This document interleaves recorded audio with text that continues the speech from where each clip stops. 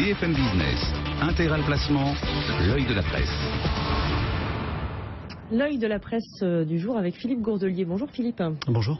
Co-fondateur de Patriméa. En fait, c'est plutôt une idée d'investissement qu'on va mettre en avant aujourd'hui. Investir dans le vin, voilà qui me plaît, via un GFV. Alors, qu'est-ce que ça signifie ? Alors, un GFV, c'est un groupement foncier viticole. C'est un placement qui est assez peu connu, qui le devient de plus en plus. Pourquoi ? Parce que c'est un placement qui est assez simple. C'est un placement convivial. C'est l'équivalent un peu d'une SCI, sauf que c'est soumis au code rural. Donc, en gros, c'est une petite société dans laquelle on achète des parts.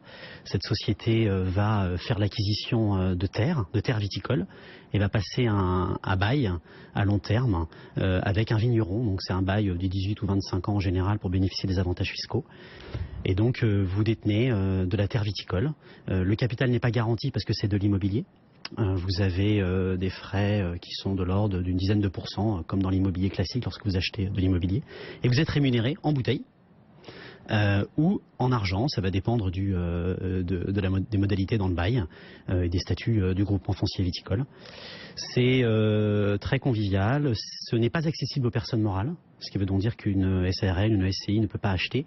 Par contre, c'est accessible uniquement aux personnes physiques, donc vous, moi, ou des non-résidents. Dans nos GFV, on a des Canadiens, des Français qui habitent Singapour et qui viennent chercher un investissement dans la terre viticole. Alors, quelles sont les raisons qui nous pousseraient à investir ? Alors, Sidonie, la raison qui vous pousserait à investir dans un groupement foncier viticole, c'est d'abord, vous aimez le vin ? Le plaisir. Ouais. Voilà, le plaisir. Donc, vous avez envie d'avoir une expérience autre. Avec modération, toujours. Avec modération. D'avoir une expérience autre que d'aller au supermarché, d'acheter vos bouteilles. Là, vous devenez propriétaire de la terre. Et vous recevez de la part d'un vigneron de l'argent ou des bouteilles. Ça, c'est la première raison, c'est la convivialité. Ensuite, c'est le fait de diversifier son patrimoine sur un actif réel, un actif tangible. Donc on achète la terre, qui est quand même assez sécurisant de nos jours. Ensuite, vous avez des avantages à l'impôt sur le revenu, à l'ISF, donation-succession. Donc il y a des gens qui viennent pour ça aussi, ça les intéresse. Et voilà, globalement, un petit peu les avantages. Et puis derrière, évidemment... Il y a de la déduction pour l'impôt sur l'impôt sur le revenu, c'est ça ? Il n'y a pas de la déduction sur l'impôt sur le revenu. Il y a un avantage à l'impôt sur le revenu qui touche, en fait, vous, sur l'impôt sur le revenu, vous ne déclarez pas à vos revenus fonciers la valeur des bouteilles que vous touchez, mais le kilo de raisin qu'il a fallu pour les faire. Donc en général, si vous êtes sur du champagne, vous allez peut-être toucher 4-5 fois plus en termes de valeur que ce que vous allez déclarer. Donc c'est plutôt intéressant. Et puis ceux qui viennent chercher de l'investissement en groupement foncier viticole, c'est aussi la recherche de rendement ou de plus-value à long terme, puisque depuis un certain nombre d'années, la terre viticole a plutôt tendance à prendre de la valeur plutôt qu'à en perdre. Est-ce que ça se caractérise l'investissement plaisir ? Ouais. Alors en fait, c'est ça qui est sympa. C'est ça qui est sympa dans le groupement foncier viticole. Vous aimez le vin, non, Sidonie ou... Mais pas du tout. Pas du tout. Bon. Si, j'aime beaucoup le vin, toujours avec modération. Alors, en fait, l'intérêt d'investir dans un groupement foncier viticole, c'est la convivialité. Donc, vous achetez des parts. La plupart des gens qui viennent dans ces groupements aiment le vin. Donc, ils vont se retrouver à l'Assemblée Générale une fois par an sur le domaine, autour d'un repas. Ils vont pouvoir déguster la gamme du vigneron. Ils vont repartir avec leur dotation en bouteille. Ils vont aller peut-être avec leur femme ou un de leurs enfants pour aller faire de l'œnotourisme. Donc ils vont en profiter pour aller visiter la région. Ils vont rencontrer des gens pendant l'Assemblée Générale après ils vont se retrouver tous les ans. Ils vont pouvoir discuter avec le vigneron sur le millésime, comment c'est fait les vendanges. Certains vignerons même organisent les vendanges sur le domaine. Donc vraiment un aspect hyper convivial. Et puis on a beaucoup de nos associés dans nos GFV qui achètent une part sur un Châteauneuf-du-Pape, une part sur un Lussac-Saint-Émilion par exemple. Donc du coup ils se constituent des caves. Donc ils vont faire une assemblée générale en juin. À Bordeaux, plusieurs régions viticoles différentes. Exactement. La question, on va rester sur l'investissement plaisir parce que c'est extrêmement intéressant. La question des relations directes avec le vigneron, c'est-à-dire est-ce que la personne qui veut investir a forcément une relation physique directe et immédiate avant de signer pour l'achat de sa part avec le vigneron ou pas du tout ? Alors, comment ça se passe ? En fait, s'ils veulent, par exemple, les associés veulent acheter, un investisseur qui arrive et qui veut acheter, par exemple, une part, il veut investir 5 000 € dans un groupement foncier viticole, acheter une part. Donc, il va s'adresser à nous. Il peut commander du vin pour le goûter. C'est quand même très important parce que c'est un investissement plaisir, donc il faut quand même aller là où on aime le vin, on va pas aller acheter une part de groupement foncier viticole dans une région qu'on n'aime pas. Et puis ça peut être une histoire de personne, c'est aussi pour ça que je vous questionne là-dessus. C'est une histoire de personne. Il va pouvoir aussi aller voir le vigneron avant d'acheter la part. S'il veut aller sur le domaine, aller discuter. C'est vraiment, il faut aimer le produit qu'on va acheter. On va investir. Voilà, sinon c'est pas la peine.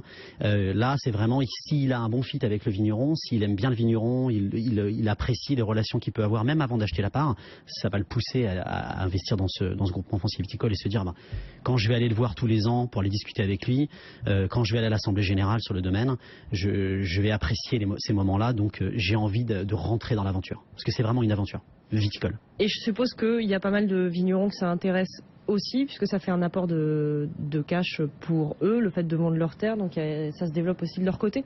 C'est exactement ça. En fait, il y a plusieurs raisons pour lesquelles les vignerons créent des GFV. La première, c'est par exemple, ils n'ont pas l'argent nécessaire pour acheter la terre, parce qu'ils sont en termes de trésorerie un petit peu tendus. Et ce qui les intéresse, c'est d'avoir le bail, de pouvoir exploiter le raisin. Donc de ce fait, ils préfèrent avoir des investisseurs particuliers qui vont être des bons ambassadeurs pour leur domaine, parce qu'ils vont parler du vin à leurs amis, parce que finalement, ça devient notre vin quand on est associé. On arrive, on met une bouteille sur la table et on se dit, voilà, c'est mon vin, très français, c'est très français, mais c'est quand même très sympa. Et donc les vignerons, ça les dérange pas d'avoir, je sais pas, une 80 propriétaires, si on prend part. Enfin, c'est compliqué aussi de gérer une assemblée générale. Ouais, alors, ouais, ça paraît un peu compliqué, mais pas tant que ça. En fait, ça les dérange pas parce que déjà, ce sont des bons ambassadeurs. Et puis surtout, ceux qui viennent monter des groupements fonciers viticoles, ils sont à la recherche de ça, parce qu'ils se disent, voilà, moi, je vais pouvoir parler de mon vin. Ils aiment parler de leur vin, ils aiment présenter leur produit aux associés. Donc il y a une gestion, c'est sûr, mais c'est pas si compliqué que ça, parce que il y a un expert comptable qui s'occupe des comptes. Il y a une salle, il y a un banquet. C'est pas si compliqué que ça. Bon, alors on va revenir quand même au dur du placement de l'investissement. La question de la fiscalité, donc ça donne quoi? Alors la fiscalité, c'est les revenus fonciers, donc c'est l'équivalent d'un loyer d'appartement. Donc c'est quand même un peu pénalisant, même si ce sont des petits revenus fonciers. Quand on prend une part, on va peut-être toucher 60 €, 50 € en valeur, mais peut-être beaucoup plus en bouteille. Donc les avantages à l'ISF, comme on en a parlé, certains viennent pour cela. Alors c'est simple, après 2 ans de détention des parts, il y a un abattement sur la base taxable. Si on prend un exemple, c'est beaucoup plus simple. Vous investissez 100 000 € dans des groupements fonciers viticoles, sous la forme de plusieurs groupements différents, 100 000 € de valeur de part. Vous allez déclarer dans votre déclaration ISF pas 100 000 € dans 2 ans, mais 25 000. D'accord. Donc c'est assez intéressant parce que votre impôt sera calqué sur 25 000 et pas sur 100 000. Au-delà de 100 000, enfin 101 000 € 897, l'abattement passe de 75 à 50. Donc pour ceux qui veulent en même temps avoir un petit avantage ISF, eh bien il existe, il est là. Et c'est la même chose pour les successions et donations. Pour les successions et donations, on a le même type d'abattement. Donc quand vous donnez, les droits ne sont pas calculés sur 100 000, mais sur 25 000. Si tant est que les héritiers suivent les règles ensuite de détention. Bon, ça y est, je suis décidée, je veux acheter. Alors, caractéristiques, à partir de quand on peut entrer, quel est le ticket minimum? Alors, caractéristiques, donc on a de tout. On a des GFV qui sont plutôt conviviaux, accessibles, et d'autres qui sont plus élevés. Donc les prix de part, ça va de 2 000 € à 70 100 000 € de prix de part. En termes de prix moyen, nous on essaye de commercialiser des parts qui sont de l'ordre de 5 000 à 6 000 €. Pourquoi? Parce qu'on veut que ça reste convivial, accessible, et que quelqu'un qui a envie d'acheter une part sur Châteauneuf puisse après aller acheter une part en Côte-Rôtie, à Bordeaux, en Champagne, et se constituer une cave. Donc on commercialise un peu moins des groupements dont les parts sont à 50 ou 70 000 €, parce que ça reste des montants assez conséquents. Et en termes de nombre de bouteilles, en moyenne à peu près, on a, selon les régions, on a entre 9 et 12 bouteilles par part, parfois un peu moins, ça dépend évidemment du prix de la bouteille, mais en moyenne c'est ça. Et ça fait des rendements en bouteille de l'ordre de 4 à 5%, et en numéraire, évidemment, sur des régions dont les prix de la terre sont élevés, comme la Champagne et la Bourgogne, on est sur 1 à 2% maximum. Quelques exemples là de ce que je pourrais acheter tout de suite. Tout de suite. Sidonie, si vous voulez partir en vacances avec quelques bouteilles, donc on a à l'heure actuelle un Languedoc à partir de 2 000 € la part, où on a du blanc, du rouge, du rosé.